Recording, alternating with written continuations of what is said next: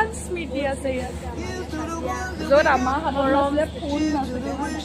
য'ত আমাৰ ইয়াত ফোন নাছিলে আমি তললৈ নামি আহিব নোৱাৰোঁ ক্ৰিকেট চাব নোৱাৰোঁ তেনেকুৱা অৱস্থাত আমি 2 বছৰ কটালোঁ ইয়াত বহুত মেমৰিজ আছে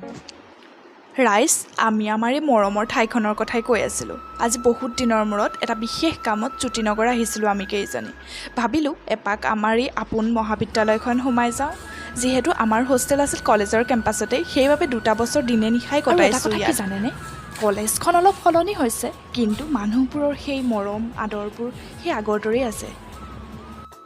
এইজন হৈছে আমাৰ ৰূপজ্যোতি দা এওঁ আৰু মানসী বাই আমাক আগতে টেষ্টি এই যে হোষ্টেলত খানা বেয়া দিয়ে বুলি এক ধাৰণা আছে এই ধাৰণাটো আমাৰ হোষ্টেলত এসাঁজ খালেই সলনি হৈ যাব